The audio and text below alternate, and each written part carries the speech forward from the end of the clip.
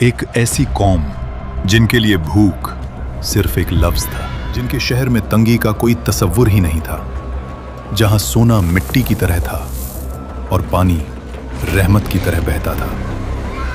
फिर सोचिए, सिर्फ एक छोटा सा चूहा और मारीब का अजीम बंद अपनी लिखी हुई तकदीर से जा मिला। ना फौज का हमला, ना जल्जला, ना आसमानी बिजली, बस अल्लाह का एक हुक्म और एक रात, और दुनिया की सबसे अमीर सल्तनत। जमीन वो वाकया है जिसका जिक्र अल्लाह ने खुद कुरान में किया।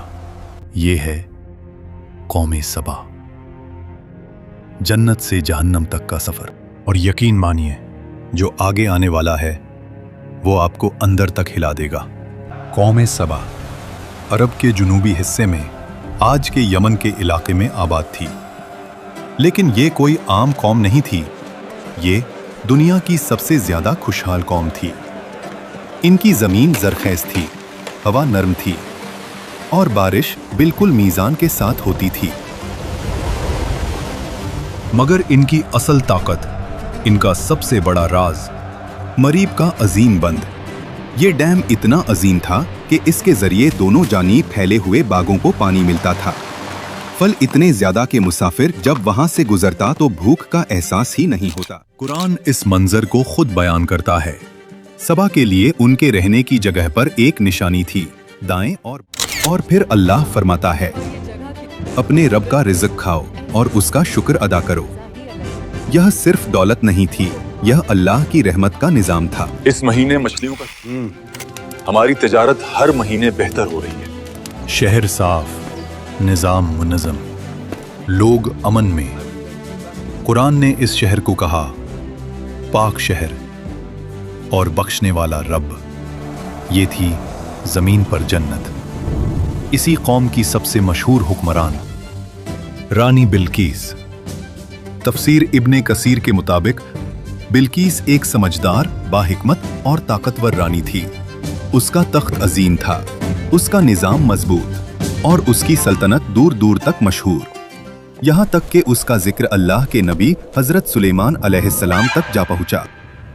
हजरत शीशे के महल में दाखिल हुई तो पानी समझकर अपना लिबास उठाया। तब हकीकत खुली। उस वक्त बिल्कीस ने कहा, परवरदिगार, मैं गलत थी, अब मैं अल्लाह पर ईमान लाती हूँ। और तफसीर इब्ने कसीर के मुताबिक बिल्कीस के बाद कौमे सबा ने भी इस्लाम कबूल कर लिया। ये था सबा का रूहानी और दुनियावी उरूज। मगर वक्त हमेशा एक जैसा नहीं रहता। बिल्कीस का दौर खत्म हुआ, नस्लें बदली, हुक्मरान बदले और वक्त के साथ शुक्र की जगह हुरूर ने ले ली। ये बाग हमने बनाए, ये बंद हमने खुद खड़ा किया, ये दौलत हमारी अक्ल का नतीजा है। अल्लाह का जिक्र कम होता गया और अपनी ताकत का नशा बढ़ता गया। अल्लाह ने उन्हें तंबीह दी, नबी भेजे, मगर उन्होंने मजाक उड़ाया। नबियों ने उनसे कहा, ये बाग तुम्हारी अक्ल का कमाल नहीं, ये रब की रहमत है। अगर तुमने शुक्र छोड़ दिया तो ये रहमत तुम पर बोझ बन जाएगी। लेकिन कौमे सबा हंस देती।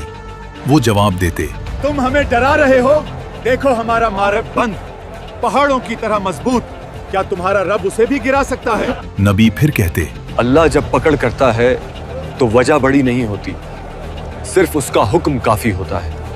मगर कौम के चेहरों पर सिर्फ घमंड होता। अगर अजाब आना होता तो कब का आ चुका होता। हमारी सल्तनत महफूज है, हमारा बंद लाजवाल है, हमें कोई तबाह नहीं कर सकता। साल गुजरते रहे। अल्लाह के नबी ने बार बार समझाया, रहमत कहर बनने से पहले सुधर जाओ। मगर उनके दिल पत्थर ही रहे। हमारी बराबरी करने चला है। इसकी औकात ही क्या है? नबी पुकारते रहे, बंद से नहीं, अल्लाह से डरो। हमें अजाब से डराना बंद करो, हम अपनी ताकत और दौलत से उसे रोक देंगे। और यहीं से उनके जवाल का फैसला हो चुका था। कुरान यहाँ एक ऐसी बात बताता है जो अकल को हिलाकर रख देती है। अल्लाह फरमाता है, तो जब उन्होंने पीठ फेरी, हमने उन पर बंद तोड़ देने वाला सैलाब भेज दिया। रिवायतों के मुताबिक मरीब डैम की बुनियाद में चूहों ने सुराख करना शुरू किया। लोग देखते रहे, मगर घमंड में अंधे थे। ये बंद हमारी ताकत की निशानी है। ये चूहे इसका कुछ नहीं बिगाड़ सकते। फिर वो रात आई, लोग सो रहे थे, शहर खामोश था और मरीब डैम आखिरी सांस ले रहा था। पहले एक आवाज आई, फिर दूसरी, और अचानक कुरान के अल्फाज हैं, फिर हमने उन पर बंद तोड़ देने वाला सैलाब भेज दिया। नबी की आवाज गूंजती रही, ये वही है जिससे तुम इनकार करते रहे। या अल्लाह, हमें बचा ले, हमसे गलती हो गई, मेरी मदद करो। उठती लहरें शहर पर गिरती गईं, हर कोने को अपनी लपेट में ले रही थी।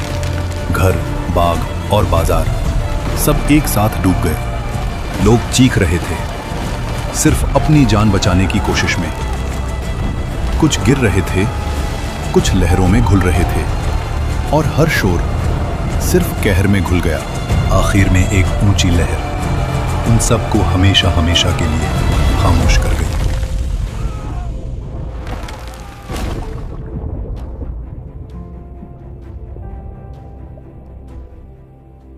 और फिर जो जमीन जन्नत थी वो वीराना बन गई।